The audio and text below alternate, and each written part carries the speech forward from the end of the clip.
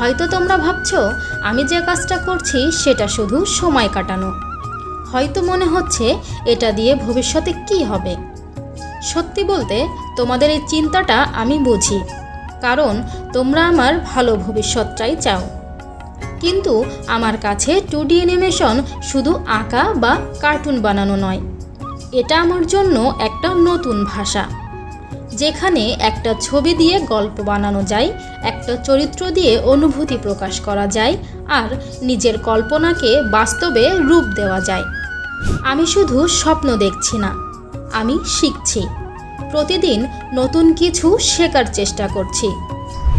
কখনো একটা ছোট্ট অ্যানিমেশন বানাতে ঘন্টার পর ঘন্টা সময় লাগে, কখনো অনেকবার চেষ্টা করেও একটা কাজ হয় না। তবুও আমি আবার চেষ্টা করি, কারণ আমি বুঝতে পেরেছি কোনো দক্ষতা একদিনে তৈরি হয় না। আমি জানি তোমাদের ভয়টা কোথায়। তোমরা হয়তো ভাবো আমি যদি সফল না হই, আমার ভবিষ্যৎ যদি অনিশ্চিত হয়ে যায়, আমি যদি অন্যদের মতো একটা নিরাপদ পথ না বেছে নিই। এই প্রশ্নগুলোর উত্তর আমার কাছেও এখনই পুরোপুরি নেই, কিন্তু একটা কথা আমি জানি, আমি নিজের দক্ষতা তৈরি করার চেষ্টা করছি। আজকের পৃথিবীতে অ্যানিমেশন শুধু কার্টুনের মধ্যে সীমাবদ্ধ নেই। শিক্ষামূলক ভিডিও, বিজ্ঞাপন, গেম, সিনেমা, ইউটিউব কন্টেন্ট, অনেক জায়গাতেই অ্যানিমেশনের ব্যবহার আছে। আমি জানি এই জায়গায় প্রতিযোগিতা আছে, তাই আমি শুধু অ্যানিমেশন শিখছি না, এতেই থেমে থাকতে চাই না।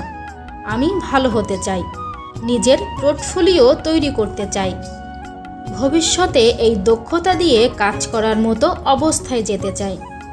তোমাদের কাছে আমার একটা ছোট্ট অনুরোধ আছে, আমাকে এখনই সফল ধরে নিতে হবে না, আমার স্বপ্নকে এখনই বিশ্বাস করতেও হবে না।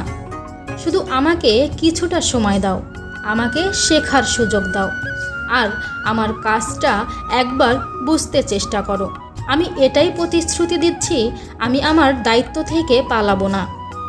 পড়াশোনা, পরিবার এবং ভবিষ্যতের প্রয়োজনীয় বিষয়গুলোকে গুরুত্ব দিয়েই আমি অ্যানিমেশন শিখব।